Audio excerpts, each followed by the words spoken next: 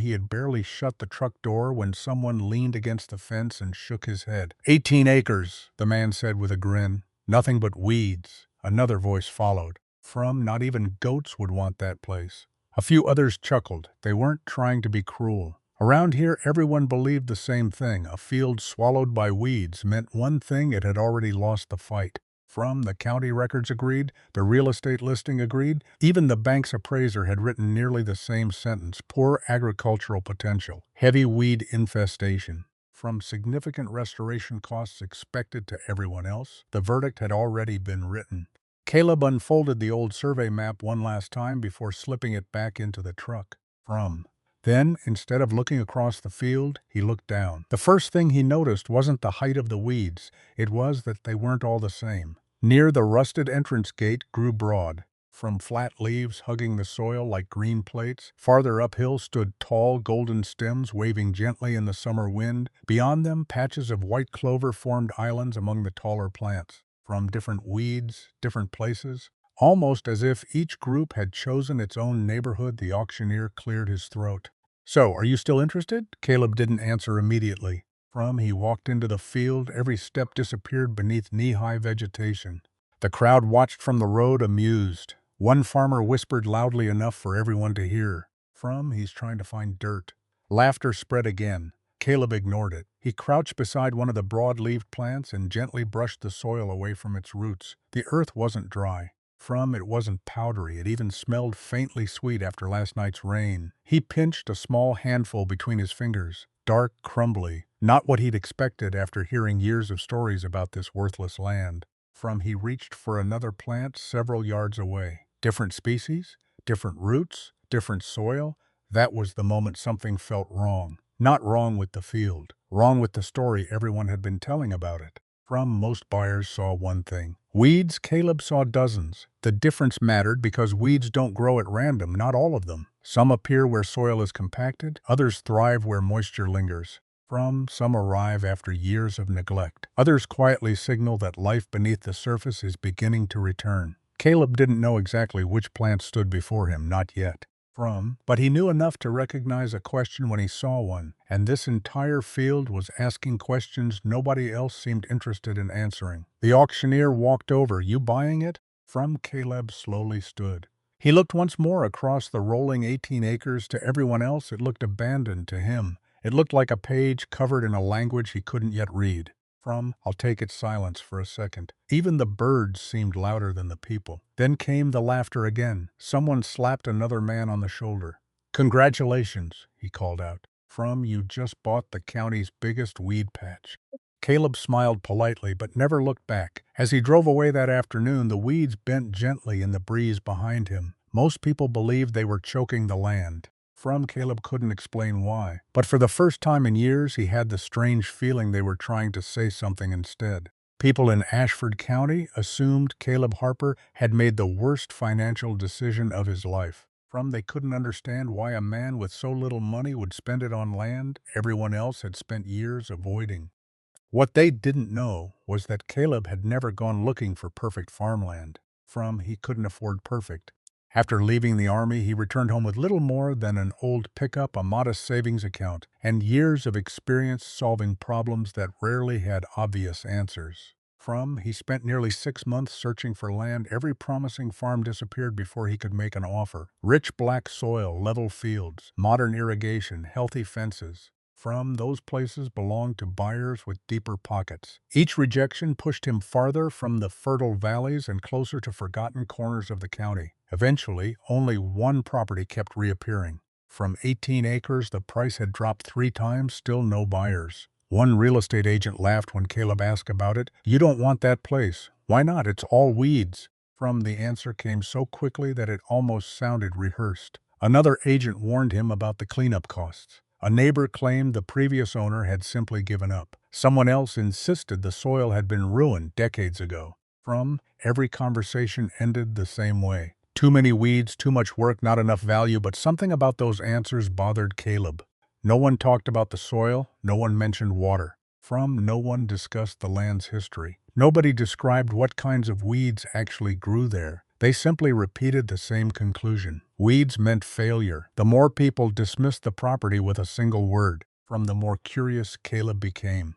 One afternoon, he drove to the county library. Instead of looking at real estate listings, he asked to see old aerial photographs. The librarian smiled.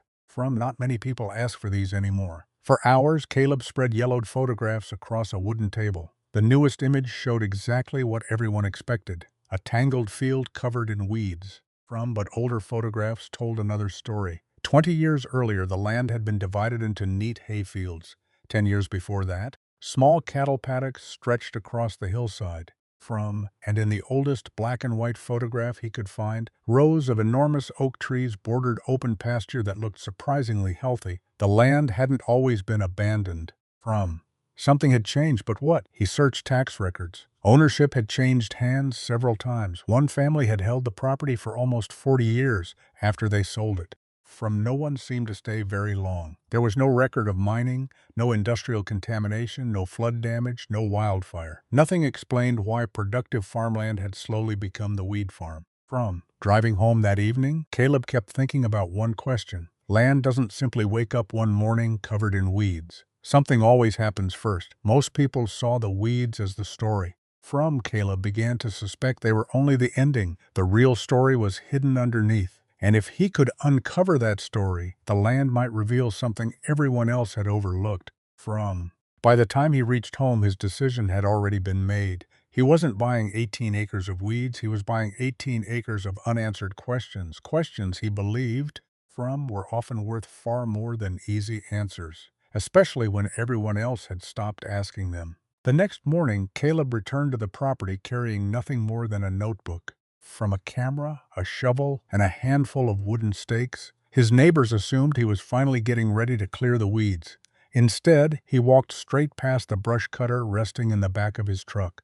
He had no intention of starting the engine, not yet. If everyone else had spent years trying to erase the weeds without asking why they were there, Caleb wanted to begin where they had stopped. He picked a corner of the field and started walking slowly. Not across it, through it. Every 20 or 30 yards he stopped. He knelt beside a different patch of vegetation. Drove a small stake into the ground and wrote a note. Broad leaves, tall yellow flowers, white clover, another patch of coarse grasses, then another group of deep-rooted plants with long taproots disappearing into the earth. After 2 hours, something unexpected appeared. The plants weren't mixed together, they formed neighborhoods. One hillside was almost entirely covered with clover. The lower ground was filled with broadleaf plants. The ridge supported tall golden stems that swayed together in the breeze. Even the grasses seemed to change. As the land gently rolled from one elevation to another, Caleb unfolded the old survey map across the hood of his pickup. According to the county records, this was simply one field, one soil type, one parcel, one description. But standing in the middle of it, that didn't feel true at all. The field behaved as though it were several different landscapes stitched together. He decided to test an idea. At each marked location, he dug a small hole. The first sight surprised him. The shovel barely entered the ground before hitting resistance. The soil was hard and tightly packed. Several yards away, beneath a patch of clover, the shovel slipped in much more easily. The earth broke apart into soft crumbs instead of heavy clods. Near another cluster of broadleaf plants, the soil felt cooler. Darker, it even held moisture from a rain that had fallen days earlier. None of it made sense, at least not yet. But one thing became impossible to ignore. Every noticeable change in the soil seemed to match a change in the plants growing above it. Caleb wasn't looking at random weeds, he was looking at patterns. By lunchtime, his notebook contained rough sketches of the field, not rows, not fences, not property lines, plant communities. He circled each section with a different color and drew arrows between places where the vegetation changed abruptly. When he finished, the page looked less like farm notes and more like a hand-drawn map. Just then, an old pickup slowed on the gravel road. Its driver rolled down the window. "You planning to farm?" the man asked with a smirk, "or write a book about weeds?" Caleb smiled. Maybe both." The old man laughed and drove away, shaking his head. Caleb watched the truck disappear before turning back to the field. The joke didn't bother him. What bothered him was something else. From, if the weeds really were responding to different conditions beneath the surface, then someone who understood those plants might understand the land itself. He just didn't know who that someone was. From, as the afternoon sun stretched long shadows across the hillside, Caleb looked over the colorful map he'd drawn. For the first time, he stopped calling it a weed map in his mind. From, it had become something entirely different. A conversation the land had been speaking all along.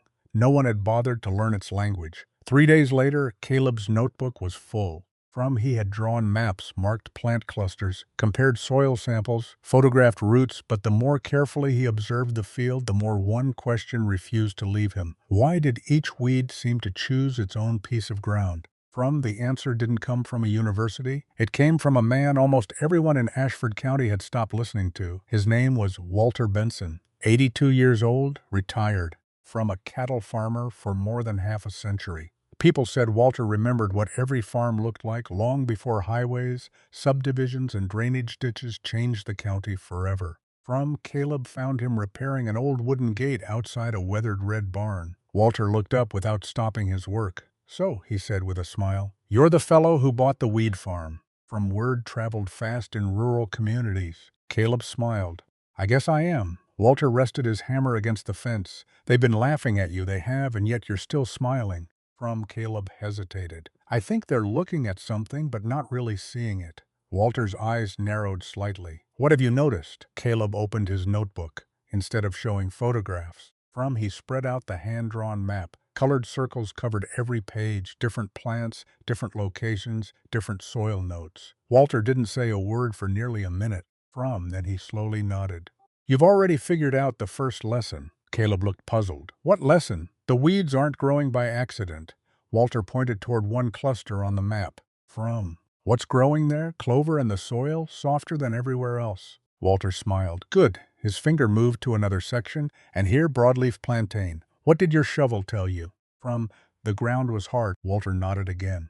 Exactly, he never mentioned fertilizer. He never mentioned chemicals, he simply asked questions. Each answer came from Caleb's own observations. From, finally, Walter folded the notebook closed. "Most people think weeds invade land." He shook his head. "That's backwards, they respond to it." Caleb remained silent. Walter picked up a stick and began drawing circles in the dirt. From, every piece of land is trying to solve its own problems. When soil gets compacted, certain plants can survive where others can't. When nutrients disappear, different plants arrive. From, when water stays too long, another group takes over. They're not causing the problem, they're reacting to it. He looked directly at Caleb. "The weeds are writing reports. Most folks just don't know how to read them." From, the sentence stayed with Caleb. Writing reports, not causing trouble. Suddenly, dozens of small observations began fitting together. The patches, the changing soil, the moisture. From, the roots. None of it had been random. Walter reached behind an old toolbox and pulled out a faded notebook whose pages had turned yellow with age. "I started this in 1974. Inside were hand-drawn sketches of plants. From, simple notes, no scientific language, just observations collected over decades. Plantain, hard ground, dock, wet places. Clover, tired soil beginning to recover, deep-rooted herbs. From, minerals coming back toward the surface." Walter chuckled. "We didn't have fancy soil reports back then." "So how did you know what your fields needed?" Caleb asked. Walter tapped the notebook gently. From, I watched what volunteered. He looked across the pasture where cattle grazed quietly beneath ancient oak trees. "Crops tell you what you planted. Weeds tell you what the land planted." From, for a long moment neither man spoke. A light breeze carried seeds across the pasture. Walter finally broke the silence. "You know why your neighbors want to kill every weed they see?" From, Caleb shrugged. "They think weeds are the problem." Walter smiled. "No, they're impatient. It's easier to spray the messenger than fix the message." As Caleb prepared to leave, Walter handed him the old notebook. From, "I don't need it anymore, you will." Caleb hesitated. "I can't take this close," Caleb's hand around it. "You've already done something most people never do. You looked before you judged." From, driving home, Caleb placed the notebook on the passenger seat. For the first time since buying the property, he wasn't wondering whether the land could be restored. He was wondering something far more exciting. From, if every weed was telling the truth about the soil beneath it, what other truths had everyone else spent years trying to mow away? The notebook Walter had given Caleb never left the passenger seat of his truck. From every morning, before walking into the field, he opened it to a different page. Not to memorize it, to compare it with what stood in front of him. He made himself one promise. From he would change only one thing at a time. If the weeds were truly responding to the soil, then every improvement should produce a different response. From he divided the 18 acres into small sections using wooden stakes and bright orange survey flags. Each section would become its own experiment. No shortcuts, no guesswork. From no treating the entire farm as if every square foot had the same problem, his neighbors found the colorful flags amusing. One afternoon, as Caleb unloaded a wheelbarrow of compost, from a pickup slowed beside the fence. "What are all those flags for?" the driver asked. "Experiments," the man laughed. "Looks more like you're surveying for a theme park." Caleb simply smiled. From, you might be surprised. The first area he worked on was the patch dominated by broadleaf plantain. Walter's notebook had one short sentence beside a rough sketch of the plant. From hard ground, help the soil breathe. Instead of reaching for herbicide, Caleb borrowed a broadfork from a neighboring farmer. It wasn't a machine. It didn't flip the soil over like a plow. From it simply loosened the compacted ground, creating narrow channels where air and water could move again. The work was painfully slow. Each section demanded patience. When his back ached, from he reminded himself that he wasn't fighting the weeds, he was helping the soil beneath them. After loosening the ground, he spread a thin layer of finished compost over the surface. From not enough to bury the plants, just enough to feed the life below. Then he walked away. The second experiment took place where white clover covered almost half an acre rather than disturbing it. From Caleb left it exactly as it was. He mowed it lightly after flowering, allowing the cut plants to settle back onto the soil as natural mulch. Walter's words echoed in his mind. From not every weed needs to disappear. Sometimes the best decision was to observe instead of interfere. Farther downhill, another challenge waited. The dock plants grew taller than his waist. From the ground there remained damp long after every rainfall. Instead of draining the area immediately, Caleb dug several shallow inspection holes. Water slowly seeped into each one. From not flooding, not rushing, just enough to suggest the soil below was holding moisture better than the surrounding land. He marked the location carefully. Maybe this wasn't a problem. From maybe it was an opportunity. Every evening, Caleb returned to the farmhouse carrying fresh notes, soil texture, moisture, earthworms, plant growth. He even recorded the smell of the soil after rain. From small details most people would never bother writing down. By the end of the third week, his notebook had become thicker than Walter's, not because it contained more knowledge, because it contained his own observations. One Saturday morning, Walter stopped by unexpectedly. He climbed out of his truck and walked quietly through the field. He noticed the flags. From the compost, the loosened soil, the untouched patches of clover. Finally, he smiled. "You didn't try to fix the whole farm." Caleb shook his head. "I figured the land deserved a chance to explain itself first." Walter nodded with quiet approval. "That's harder than most people think." They stood together, overlooking the hillside. Nothing looked dramatically different. The weeds were still there. The field still appeared neglected to anyone driving past. From the road, people saw failure. Standing in the middle of it, Caleb and Walter saw something entirely different. A series of questions slowly becoming answers. Before leaving, Walter knelt beside one of the marked plots. He pushed a finger into the loosened soil. Then he smiled without looking up. The land always answers. It just doesn't answer quickly. Caleb watched the breeze ripple across the sea of weeds. For the first time since buying the farm, he stopped wondering whether his experiments would work. Instead, he found himself wondering how long it would take before the land answered back. Because if Walter was right, the first thing to change wouldn't be the crops. It would be the weeds themselves. For nearly a month, Caleb followed the same routine. Observe, take notes. Loosen compacted ground, add compost where the soil looked exhausted, leave healthy patches alone. Every evening he returned home believing he was beginning to understand the land. Then, impatience quietly found its way into the project. It started with one simple thought. Maybe the field was finally ready. The broadleaf plantain still covered much of the lower slope.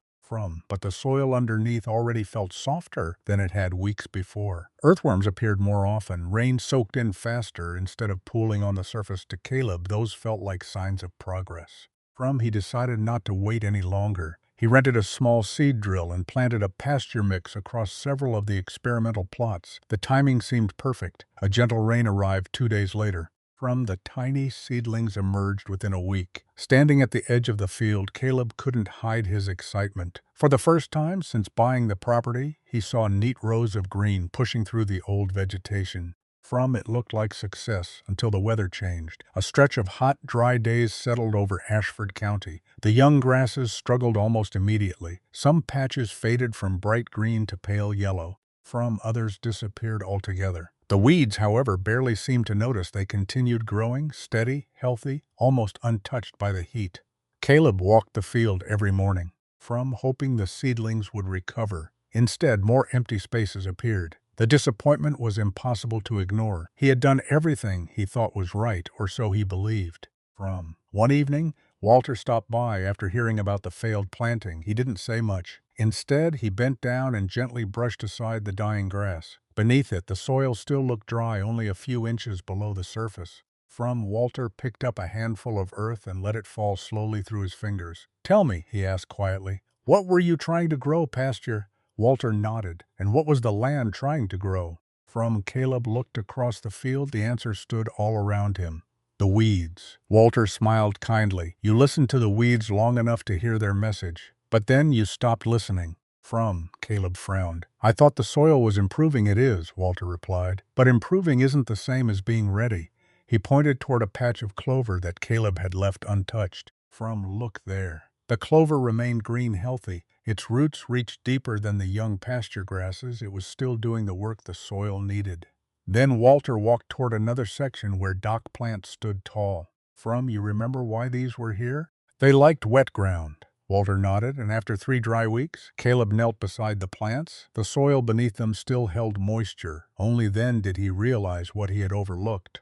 The weeds hadn't disappeared because the problems hadn't completely disappeared. They were still performing a job, protecting exposed soil, drawing nutrients upward, keeping living roots in the ground while conditions slowly changed beneath the surface. He had treated them like enemies arriving too late. In reality, they had been the first workers on the site. Walter rested a hand on Caleb's shoulder. "Nature hates empty ground. If you remove the workers before the replacements are ready, the old crew comes back for several minutes." Neither man spoke. The breeze moved gently through the standing weeds. Caleb no longer saw failure. He saw a process he had interrupted. That night he crossed out an entire page of plans inside his notebook. In large letters, he wrote a single sentence beneath them. "Never force the land to move faster than it can heal." It became the most important lesson he had learned so far, not because it came from success, but because the land itself had corrected him. And for the first time, Caleb understood something Walter had been trying to teach him all along. The weeds had never been competing against him. They had been buying time for the soil. The real mistake wasn't that the weeds came back. The real mistake was believing they should have left already. Caleb stopped measuring progress by what grew above the ground. Instead, he began measuring what was happening beneath it. Every morning before sunrise, he carried the same shovel into the field. Not to dig, just to look. The soil had become his calendar. Its changes were almost invisible from one day to the next, but over weeks they began to tell a different story. One cool morning, after a gentle spring rain, Caleb pushed the shovel into the ground where broadleaf plantain had once dominated. Months earlier, the blade had struck hard resistance after only a few inches. Now it slipped down with little effort. The difference wasn't dramatic, but it was undeniable. He knelt and broke apart a handful of earth. Instead of falling away like dusty powder or breaking into heavy chunks, the soil crumbled softly between his fingers. Tiny pores ran through it like narrow tunnels. It felt alive. Then he saw something he hadn't expected. A single earthworm, then another. Within minutes, he counted nearly a dozen in one small hole. The last time he had dug there, he had found none. Walter's words returned to him. "Healthy soil is never empty." Caleb smiled. The worms weren't creating a miracle, they were confirming one. A few days later, another change caught his attention. The patches of broadleaf plantain no longer looked as thick as before. Some plants remained, but many were smaller. In the spaces between them, clover had quietly begun spreading. The change wasn't caused by spraying. Nothing had been poisoned. Nothing had been forced. The plants themselves were changing as the soil changed. It was as though the field was slowly rewriting its own story. Curious, Caleb walked to the damp section where the dock plants had always flourished. The ground still held moisture better than the rest of the farm, but something new had appeared. From small native grasses had begun emerging between the dock. Wildflowers followed a week later. Bees arrived before Caleb even noticed the blossoms. Then came butterflies, soon after that.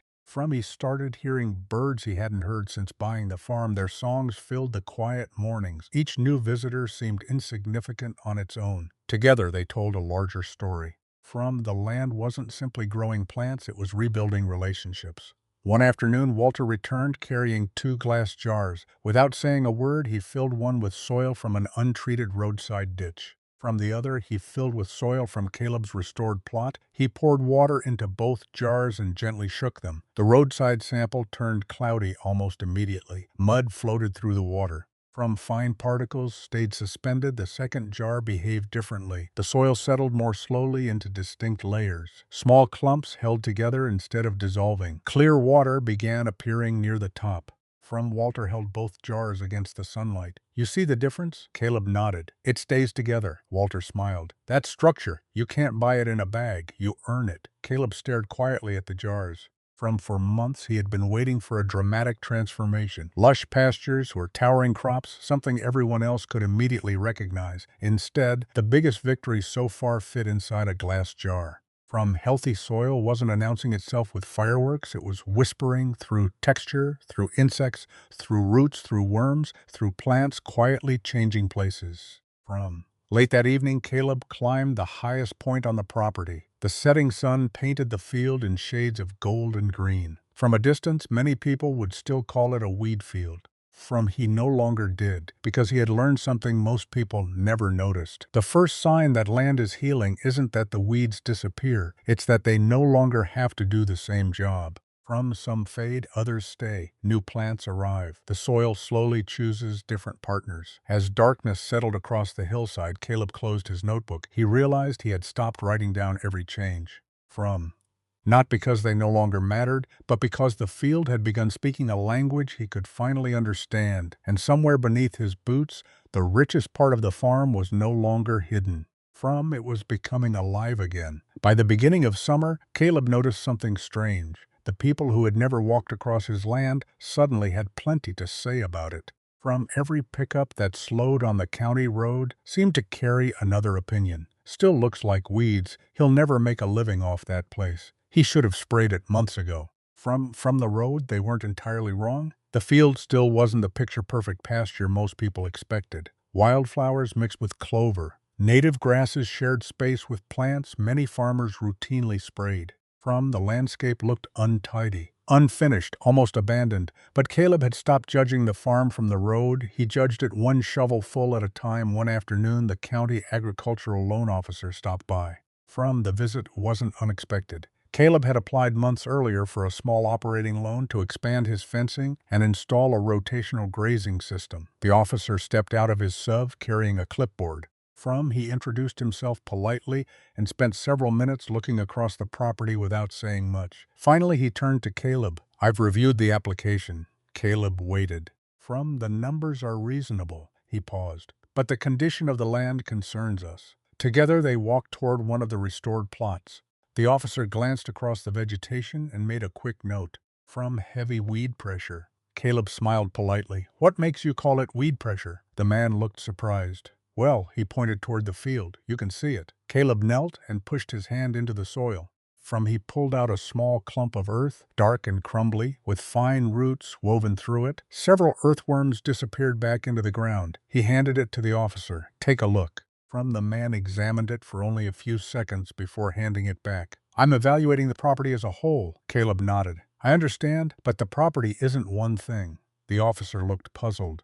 What do you mean?" Caleb walked a few yards toward a patch of flowering clover. Bees moved quietly from blossom to blossom. Another few steps led them to an area where native grasses had begun replacing the older weed communities. Then, farther downhill, moisture still lingered beneath the surface even after several dry days. "The map says this is one field," Caleb said. "The plants disagree." The officer smiled politely. Though it was clear he wasn't convinced, "We have to follow standard assessment procedures." It wasn't an unreasonable answer. Banks relied on reports. Reports relied on categories. Categories made decisions easier. Unfortunately, the land rarely fit neatly inside them. Before leaving, the officer closed his clipboard. "I hope you're right, so do I," Caleb replied.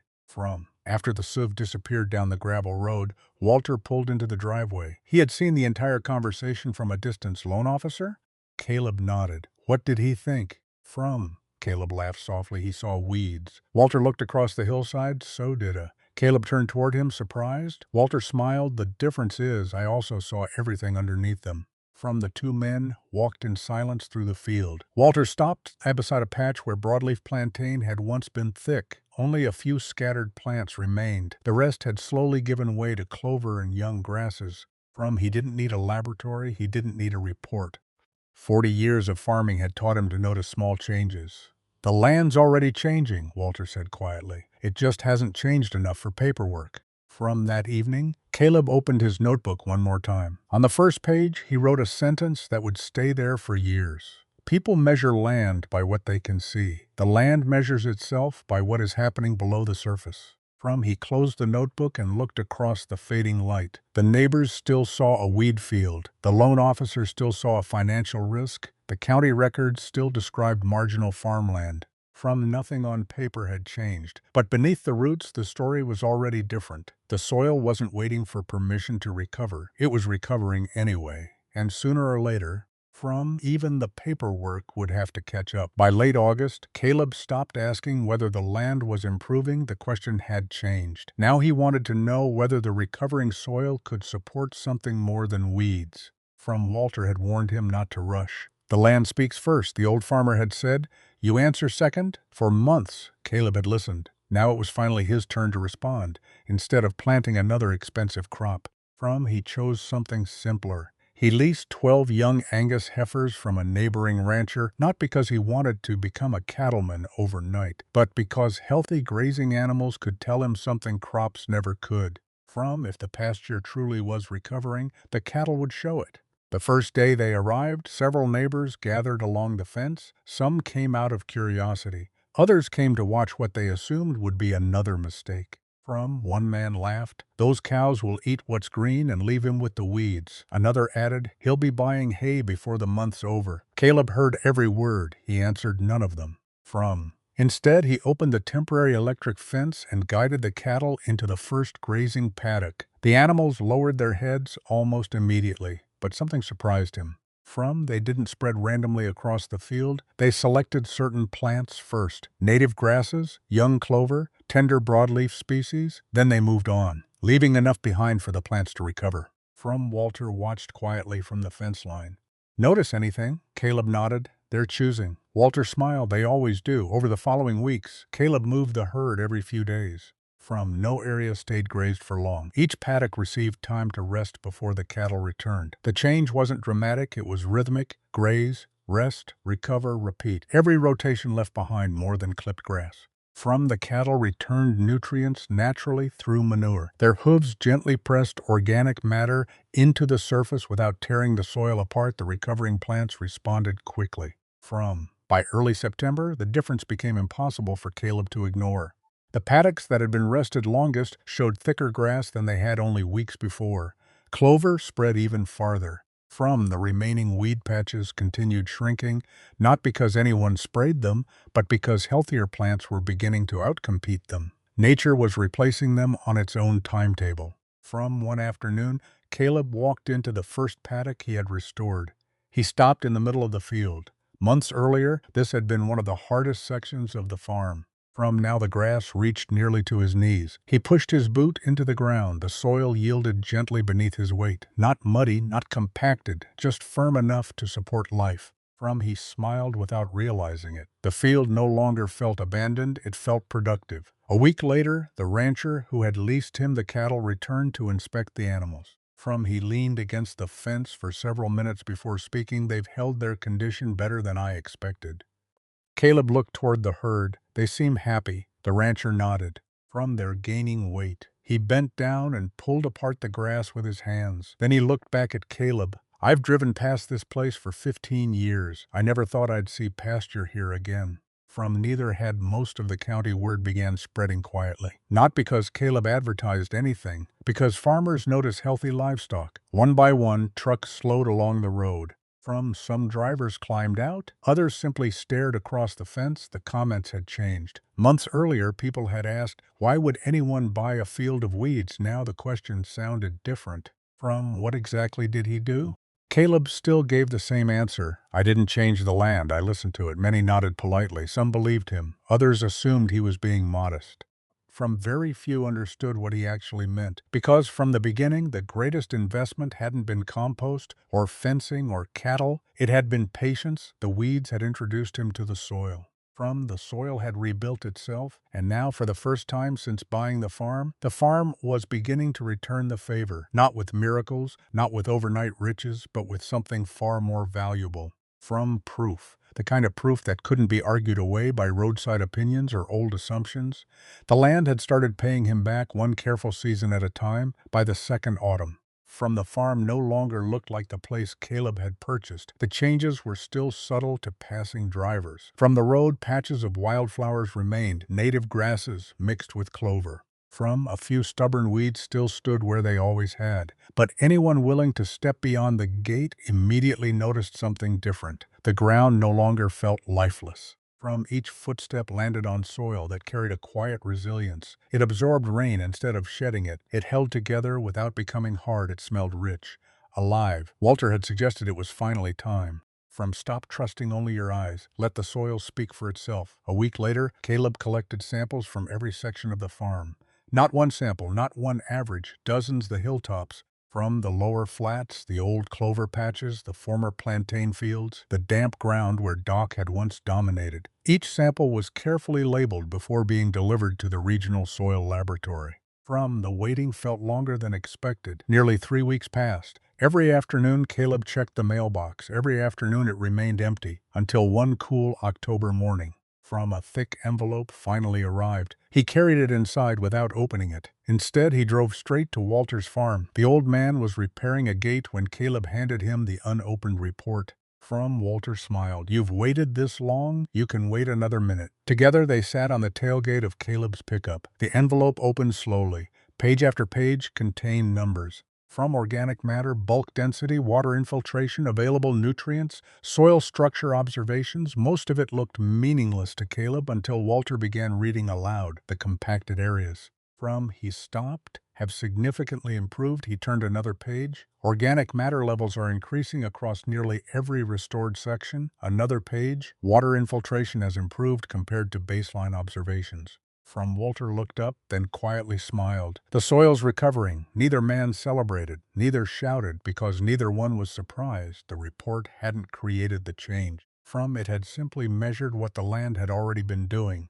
Still, one sentence near the end caught Caleb's attention. The laboratory recommended maintaining living plant cover year-round to continue rebuilding soil health. From Caleb laughed softly. Walter looked over. What's funny? They just told me to keep doing what the weeds were already doing. Walter laughed too. They usually arrive at the truth. From they just take longer. A few weeks later, another discovery followed. While researching old county archives, Caleb found agricultural aerial photographs dating back more than 60 years. From beneath one faded photograph was a handwritten note from a conservation survey. The land had once supported deep-rooted native prairie grasses before decades of repeated hay production gradually reduced organic matter near the surface. After farming stopped, natural succession had begun reclaiming the field. The weeds everyone hated weren't random invaders, they were transitional species, nature's first response to exhausted ground. They had protected bare soil from erosion, kept living roots beneath the surface, added organic material season after season, preparing the land for whatever came next. Caleb folded the old photograph carefully. For months, people had asked him the wrong question. What did you do to the weeds? Now he finally understood the better question. What were the weeds trying to do? The answer changed everything. They had never been stealing the farm, they had been holding it together, long enough for someone to notice. As the sun settled behind the hills that evening, Caleb walked slowly across the pasture. Some of the original weeds still remained. He smiled when he saw them. Not because he wanted more weeds, but because he finally understood their place. Every one of them had arrived carrying a message. Some spoke of compacted ground. Others warned of poor structure. Some protected exposed soil. Others prepared the way for stronger plant communities. None of them had been permanent. They had simply stayed until the land no longer needed what they provided. Caleb looked across the pasture one last time before heading home. The county had called the weeds evidence of failure. The laboratory had called them indicators of ecological succession. Walter had called them the land's language. Caleb called them something much simpler, the first caretakers. Because long before anyone believed the farm was worth saving, the weeds had already started saving it themselves. The first truck stopped just after sunrise. Caleb noticed it while repairing a fence near the eastern pasture. The driver didn't get out immediately. He simply sat behind the steering wheel, staring across the field. A year earlier, the same man had laughed when Caleb bought the property. Now he looked confused. Finally, he climbed down and walked toward the gate. "I hope you don't mind me asking," he said. "What happened here?" Caleb smiled. "I stopped fighting the land." The man looked across the pasture again. Healthy grasses rolled across the hillside. White clover stitched the open spaces together. Wildflowers still appeared here and there. But no longer dominated the field. The cattle grazed calmly, their coats glossy in the autumn sunlight. Nothing looked forced. The farm simply looked alive. "I drove past this place every week." The man admitted. "I kept waiting for you to give up." Caleb laughed softly. "So did a lot of people." The visitor scratched his chin. "I don't understand. You barely sprayed anything." You didn't tear the whole place up. You didn't replace all the soil. So how did it change?" Instead of answering, Caleb walked toward a small patch near the fence. Several familiar plants still grew there. He knelt and pointed. "Do you remember these?" The man nodded. "Those weeds were everywhere. They still are." "Not everywhere," Caleb replied. "Only where they're still needed." The man frowned. Caleb pushed his hand into the soil. It slipped easily into the earth. He handed the visitor a handful. "Feel it." The man rubbed the soil between his fingers. It crumbled gently instead of forming hard clods. It smelled clean after the night's rain. For several seconds he said nothing. Then he looked back across the pasture. "I never thought to touch the soil. I only looked at it." Caleb nodded. So did everyone else. Word spread quickly after that conversation. More trucks began stopping along the county road. Some visitors stayed only a few minutes. Others spent hours walking through the fields with Caleb.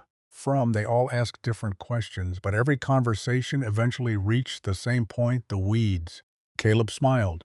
Weren't the enemy. One afternoon, even the real estate agent who had tried to discourage Caleb from buying the farm returned. He carried a new property assessment. "I wanted you to see this." The estimated agricultural value of the land had increased substantially since the original appraisal, not because someone had discovered oil. Not because a developer wanted to build houses, because the land itself had become more productive. The report mentioned improved forage potential, better grazing capacity, healthier soil conditions. The agent looked embarrassed. "I owe you an apology." Caleb shook his head. "No, you owed the land another look." The man stood quietly for a moment before smiling. "Fair enough." Later that week, the agricultural loan officer visited again. This time he carried no clipboard, only curiosity. They walked the same route they had followed months earlier, the restored pasture. The clover, the grazing paddocks, the healthy soil beneath them. Finally, the officer stopped beside one of the remaining weed patches. "I almost asked why you hadn't removed these." Caleb smiled. "But now you know better." The officer nodded. "I think I do." As they stood together, a light breeze carried seeds across the field. Some would grow, others would disappear. The land would continue changing long after both men were gone. Before leaving, the officer turned toward Caleb. "You know, I've approved hundreds of farm loans. I've read thousands of reports. But I've never seen anyone start by studying weeds." Caleb looked across the pasture where the cattle moved slowly through the afternoon light. "I wasn't studying weeds." He paused. "I was studying what the land was trying to become." The officer smiled. "I suppose that's the difference." That evening, Caleb sat on the same hillside where people had laughed on the day he bought the farm. The laughter was gone now. Not because people had become kinder, because they had become curious. He realized something important. Being proven right had never been the reward. The real reward was watching people begin asking better questions. Questions that started with, "What is this land trying to tell us?" instead of, "How quickly can we get rid of what's growing here?" For Caleb, that change mattered far more than the higher appraisal, because a farm could recover in a few seasons, but changing the way people looked at the land, that might last for generations. Several years later, people no longer called it the weed farm. Visitors came from neighboring counties to see the grazing system. Young farmers walked the paddocks with notebooks in their hands. Conservation groups occasionally stopped by to study the recovering pasture. Even the county extension office began using the property as an example of gradual soil restoration.